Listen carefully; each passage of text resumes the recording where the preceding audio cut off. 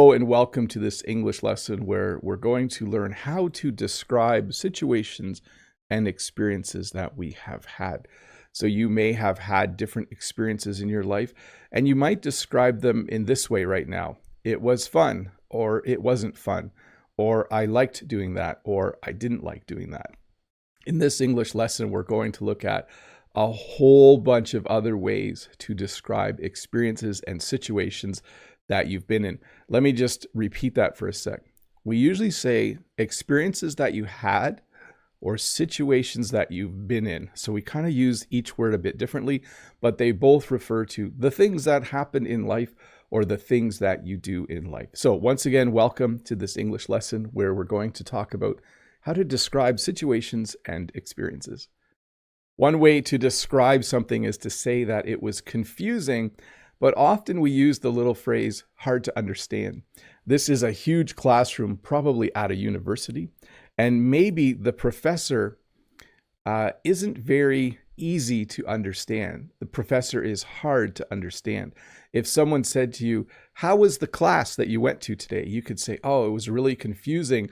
The professor is hard to understand, or the class was hard to understand. This happened to me in university when I took my second calculus class. I think I've mentioned that before. When I took Calc 1, it was easy to understand. When I took Calc 2, Calculus 2, it was hard to understand. I passed, but my grade wasn't very good at all. You can also in English, in a very informal way, say that it was something else when you're describing something. So let me use this in a few example sentences because it's kind of a weird little phrase. If I went kayaking on this beautiful lake, if someone said, what was that like? What was that experience like? I might say it was something else. So what this means is that it was amazing. It was wonderful. It was just awesome. It was really, really fun. When you say an experience or a situation was something else, it just means you really, really enjoyed it. Maybe you went to a concert and it was just amazing. You saw Ed Sheeran. You might say, oh, it was something else. It was amazing. So kind of an informal way to describe something that is really cool, really fun, really amazing. And then we have a simpler way to describe something here, and it's just to say that something is enjoyable. We often use this when we talk about having a meal with others. So if you have the experience of having a meal with friends or family, you might say, oh, it was a very enjoyable meal. It was just an enjoyable time. We went to a restaurant. The food was delicious. We had really good conversation. It was a very enjoyable time. Or it was a very enjoyable thing to do. Sorry, I'll try to pronounce the English words correctly as I do this lesson. By the way, when I do these lessons, it's very enjoyable for me. I hope it's enjoyable for you. Eerie.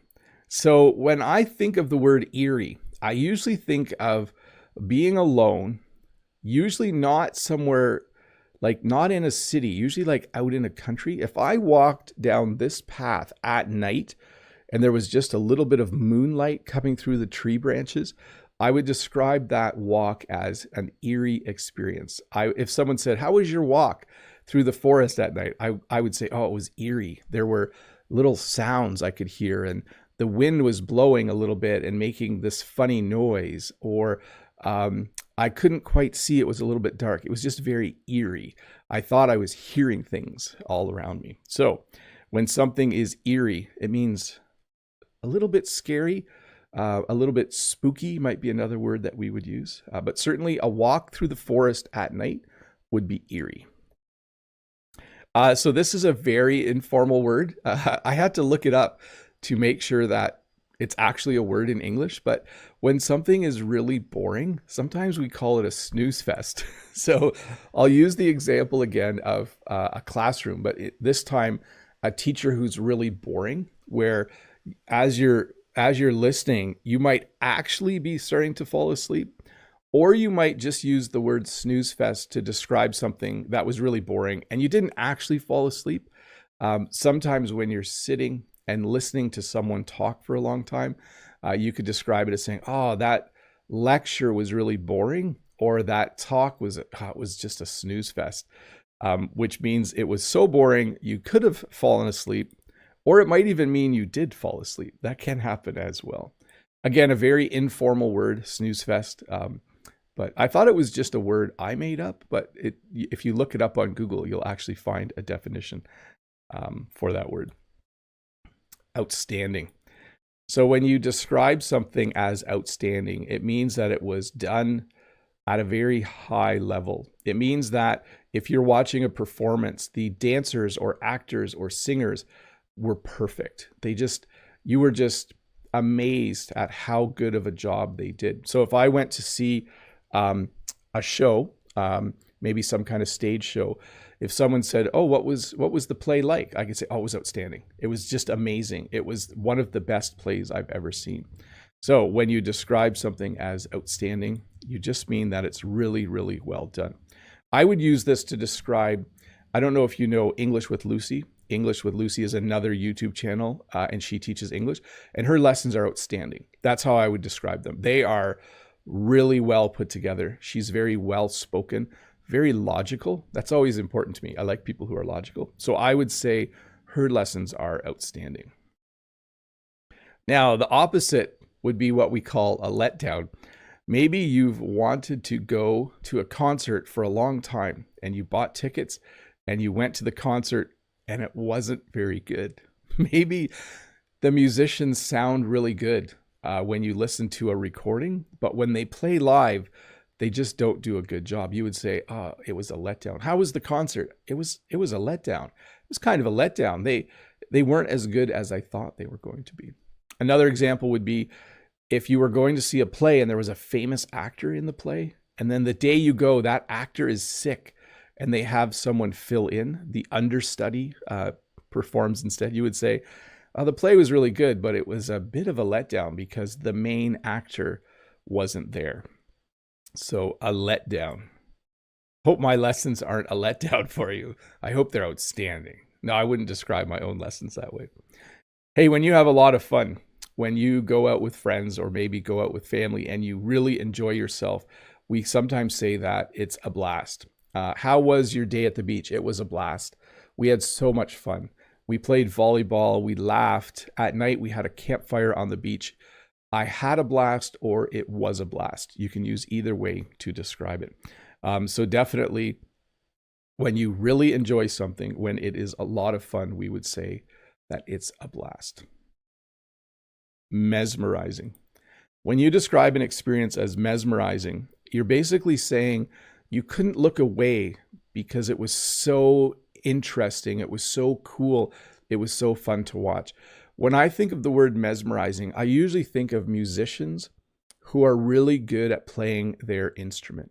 When I watch someone who's a really good guitar player and I watch their fingers on the guitar and I hear the sounds, it's mesmerizing. I can't help but just watch them play. I'm not, how would I say this? It's not hypnotizing.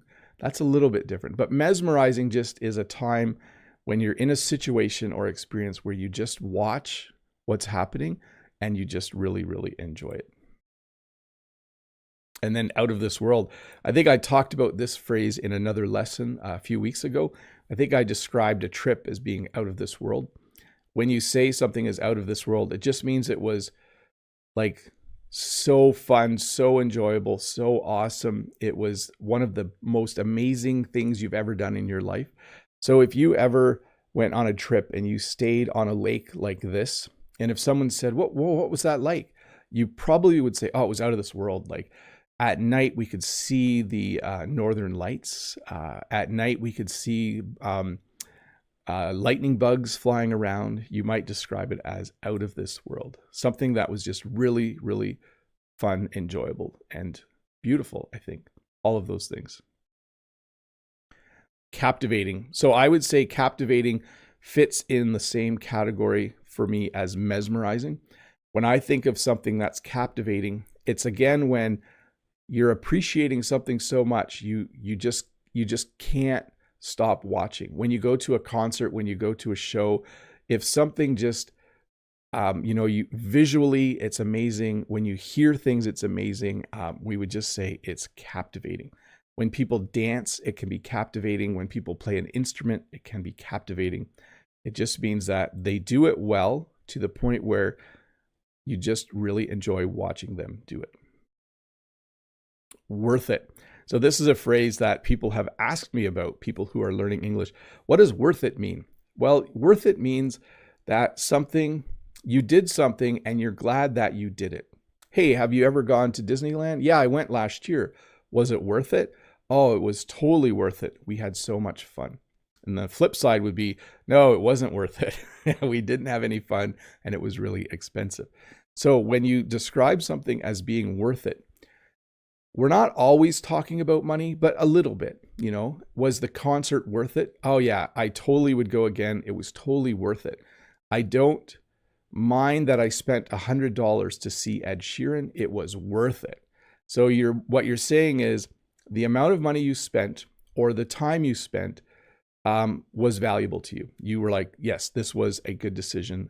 I was happy that I did this. Over the top.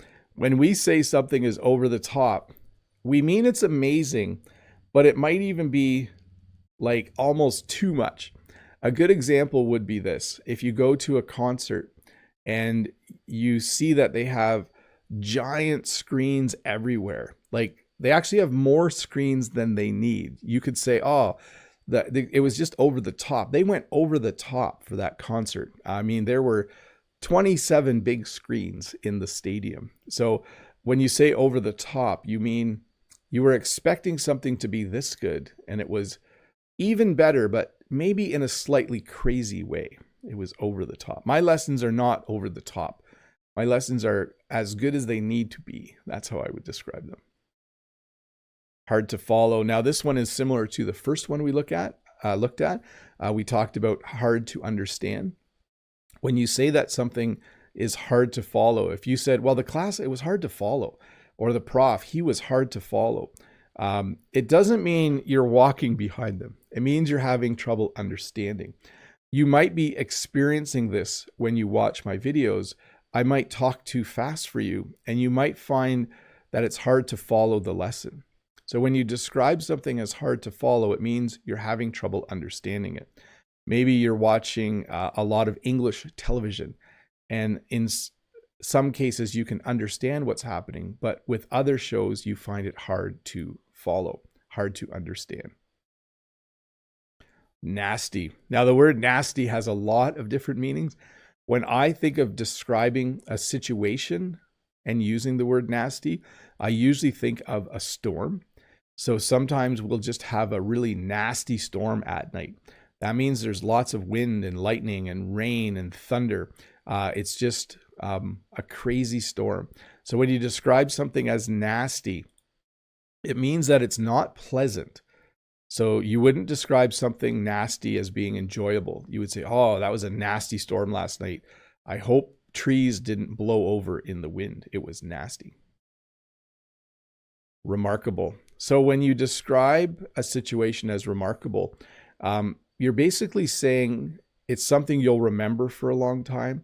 You're saying that you did enjoy yourself. Let's say you visit a city somewhere and you just really enjoyed all of the buildings you saw. You could say, oh, it was just remarkable. I went to Toronto and it was remarkable. It can also be that you're impressed. Like maybe you just thought, wow, they've built some really beautiful buildings in this city. It is definitely remarkable. So memorable would be another word you could use, but remarkable simply means that you liked it a lot. Puzzling. When you find a situation puzzling, it means that you were somewhere and you needed to figure out something and you had trouble figuring it out. I find it puzzling when I'm in a traffic jam because I don't understand why it's happening and I don't know how to get out of it. You just have to wait.